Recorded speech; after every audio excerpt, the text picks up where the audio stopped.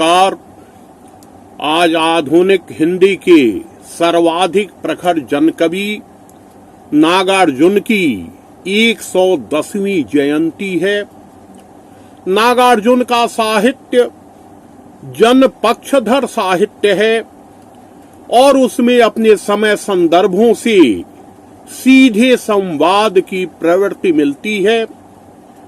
यदि निराला और प्रेमचंद को मिला दिया जाए तो जो सृजनात्मक प्रतिभा सामने आती है उसी का नाम है नागार्जुन। नागार्जुन का जन्म मिथिलांचल में हुआ था। वे अबोध थे, उसी समय उनकी माता का देहांत हो गया। नागार्जुन का जीवन कठोर संघर्ष का जीवन है। वे लंका गए, बौद्ध धर्म में दीक्षा ली। वे किसान आंदोलन से संबद्ध हुए। वे मार्क्सवादी बने, किंतु उनकी वास्तविक पहचान जनता के बीच एक हमदर्द कवि के रूप में, एक व्यापक संदर्भों को जीवंत करने वाले रचनाकार के रूप में रही है। वे आधुनिक हिंदी के निराला के बाद वे दूसरे रचनाकार हैं जिन पर सर्वाधिक कवियों ने लिखा है।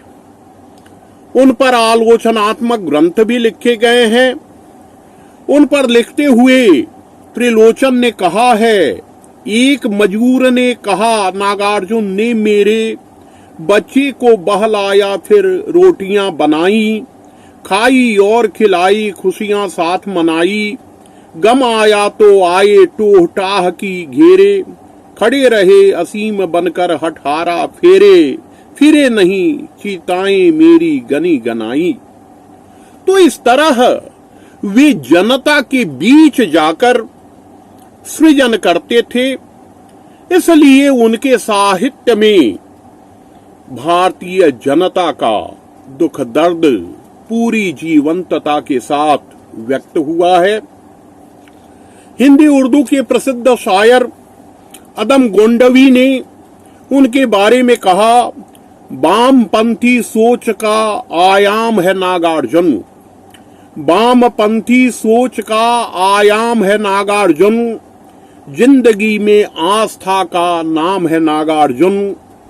इस अहद के साथ की इस बार हारेगा यजीद, इस अहद के साथ की इस बार हारेगा यजीद, करबला के युद्ध का पैगाम है नागार्जुन। तो इस तरह नागार्जुन पर अनेक महत्वपूर्ण कवियों ने लिखा है। नागार्जुन का साहित्यिक जीवन 1929 में ही प्रारंभ हो गया था। प्रारंभ में उन्होंने कहानी लिखी। उसके बाद 1946 में मैथिली में उनका उपन्यास छपा पारो नाम से, और वे एक गंभीर लेखक के रूप में पहचाने गए। नागार्जुन के साहित्य सर्जन के अनेक आयाम हैं। साहित्य की अनेक विधाओं में उन्होंने लिखा है, लेकिन उनकी मुख्य विधा है कविता और उपन्यास। उनकी कविताओं का पहला संग्रह हिंदी में युगधारा नाम से 1952 के अंत में प्रकाशित हुआ। 1959 में उनका दूसरा काव्य संग्रह आया, सतरंगे पंखों वाली।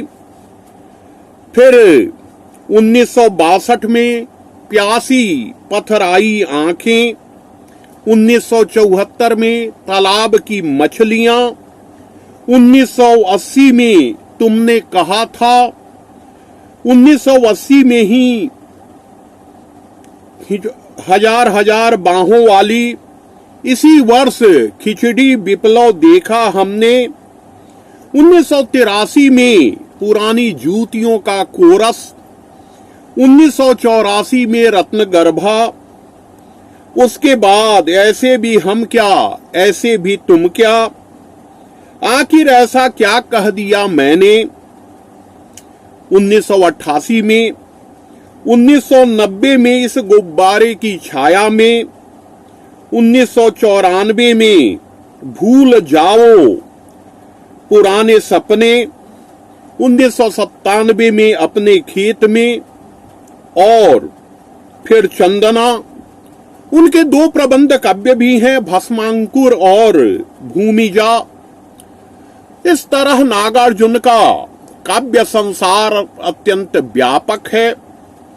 उनकी कविताओं में जहां एक ओर जनपक्ष धरता है, वहीं दूसरी ओर आत्मनिष्ठा भी है। जब उनके पुत्र का जन्म हुआ, जब घर आए पुत्र को देखा, तो तुम्हारी यह दंतुरित मुस्कान मृतक में भी डाल देती जान। तो एक गृहस्थ के रूप में, एक पिता के रूप में उन्होंने जो भी महसूस किया उसको पूरी ईमानदारी के साथ लिखा। जब मार्क्सवाद में दीक्षित होके वे घर लौटे, अपनी पत्नी को देखा, तो उस समय उन्होंने एक प्रसिद्ध कविता लिखी थी जिसकी पंक्तियां हैं, आज तेरी गोद में यह शीश रखकर, आज तेरी गोद में यह शीश रखकर, क्या बताऊं मैं कि जो विश्राम पाया। तो इस तरह व्यक्तिनिष्ठ कविताएं भी उनकी हैं। वे रचना प्रक्रिया पर भी विचार करते हैं। कालिदास सच बतलाना उनकी जो प्रसिद्ध कविता है, उस कविता में एक रचनाकार अपने जीवन में जो भोगता है उसे ही अभिव्यक्त करता है। शाहिर ने कभी कहा था कि दुनिया के तजुर्बों ने हवादिस की शक्ल में जो कुछ मुझे दिया है वो लौटा रहा हूं मैं। और इस तरह उन्होंने राजनीतिक विडंबनाओं पर, भ्रष्ट होती राजनीतिक व्यवस्था पर गहरा कटाक्ष किया है। जमींदार हैं, साहूकार हैं, बनिया हैं, व्यापारी हैं। जमींदार हैं, साहूकार हैं, बनिया हैं, व्यापारी हैं। अंदर अंदर बिकट कसाई, बाहर खद्दरदारी है।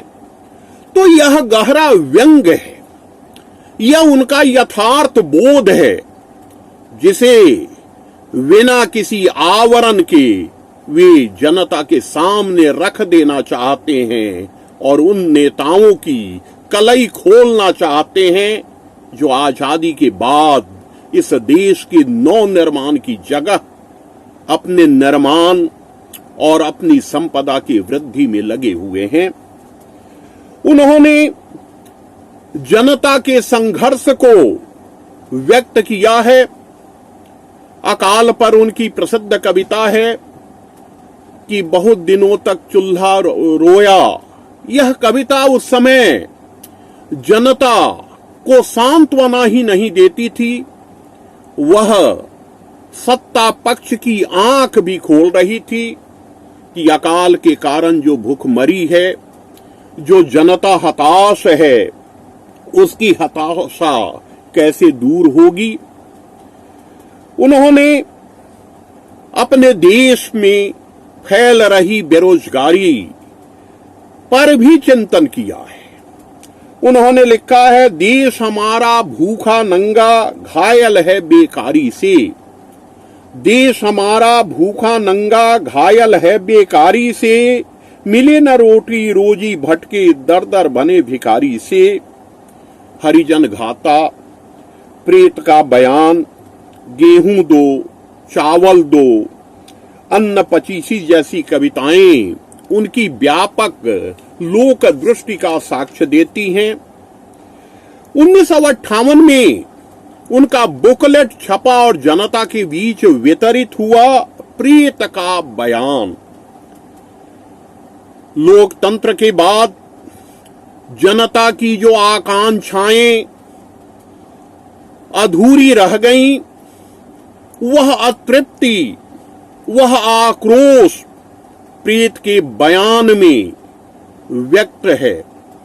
तो इस तरह एक कवि के रूप में उन्होंने जनता के बीच, जनता की भाषा में संवाद किया।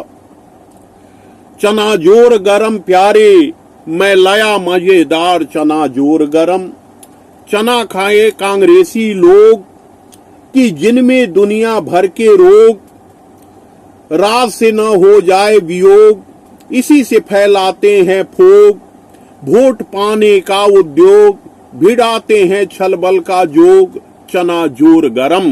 तो इस तरह जनता की भाषा में कविता करने वाला यह दूत या कवि हमारी संवेदना को परिष्कृत करता है और लोक जागरण के लिए ऐतिहासिक प्रयत्न करता है।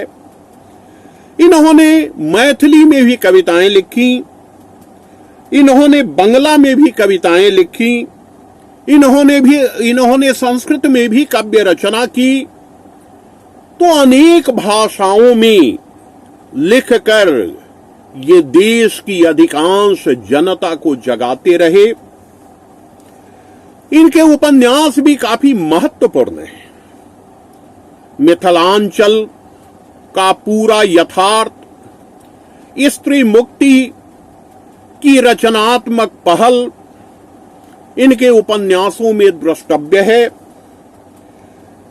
मैथिली में जो प्रयोग उन्होंने शुरू किया था उसे हिंदी में इन्होंने आगे बढ़ाया। रतिनाथ की चाची 1948 में प्रकाशित इनका उपन्यास है। फिर बलचनमा 1952 में, नई पौध 1953 में, बाबा बटेश्वर नाथ 1954 में, दुख मोचन 1957 में, वरुण के बेटे 1957 में, कुंभी पाक 1960 में, बाद में चंपा नाम से इसका प्रकाशन हुआ, उग्र तारा 1963 में, अभिनंदन जिसका प्रकाशन बाद में हीरक जयंती नाम से हुआ 1962 में, इमरितिया और जो आगे चल के जमनिया बाबा नाम से प्रकाशित हुआ। इनका एक अधूरा उपन्यास गरीब दास भी है। इनका एक कहानी संग्रह भी है, आसमान में चंदा तेरे। आलोचना की भी इनकी एक पुस्तक है, एक व्यक्ति एक युग। यह निराला पर है, 1963 में यह पुस्तक प्रकाशित हुई थी। निराला जो स्वयं क्रांतिकारी कवि थे, कबीर के बाद हिंदी की क्रांतिकारी काव्य धारा की विरासत को अग्रेसित किया था निराला ने। उस निराला से ये प्रभावित थे और उन पर यह एक महत्वपूर्ण आलोचनात्मक पुस्तक है। उन्होंने कथेतर गद्य के क्षेत्र में भी नव्य प्रयोग किए। अन्नहीनम क्रियाहीनम 1983 में प्रकाशित कथेतर गद्य है। बम भोलेनाथ 1987 में। इन्होंने बाल साहित्य भी लिखा। बाल साहित्य इनका काफी महत्वपूर्ण है क्योंकि ये मानते हैं कि अगर हमारे बच्चे संस्कार वाले नहीं होंगे, यदि हमारा बचपन संरक्षित नहीं होगा, उद्बोधित नहीं होगा, तो हमारी जो आजादी है वह अधूरी रहेगी। इन्होंने वीर विक्रम नामक बाल साहित्य लिखा जो 1956 में प्रकाशित हुआ। यह एक महापुरुष का जीवन वृत्त है जो हमारे देश के बच्चों को एक दिशा देने का काम करता है। मर्यादा पुरुषोत्तम राम, कथा मंजरी, अद्भुत टापू, अनोखा टापू, प्रेमचंद, विद्यापति की कहानियां, ये इनकी प्रतिनिधि रचनाएं हैं। मैथिली में जहां ये वैद्यनाथ मिश्र यात्री के नाम से लिखते थे, पत्रहीन नग्न गाछ, और पका है कटहल। बंगला में मैं मिलिट्री का बूढ़ा घोड़ा, जिसका अनुवाद किया था उनके पुत्र शोभाकांत ने हिंदी में। तो इस तरह इनका साहित्य संसार बहुआयामी है। नागार्जुन बौद्ध हुए, मार्क्सवादी हुए, किसान आंदोलन में अग्रणी रहे, जयप्रकाश नारायण की संपूर्ण क्रांति का जो आंदोलन चला उसमें इनकी हिस्सेदारी रही। इन्होंने व्यंग किया, कटाक्ष किया, इनकी राजनीतिक चेतना भी अत्यंत प्रखर रही। जनता के इस कवि को स्मरण करने से हमें पाथेय मिलता है और इस स्मरण को पाथेय बनाकर हम उस लक्ष्य को प्राप्त कर सकते हैं जिसे आजादी के लिए संघर्ष करते हुए हमारे पूर्वजों ने देखा था। नागार्जुन की जयंती पर उन्हें शत शत नमन। धन्यवाद।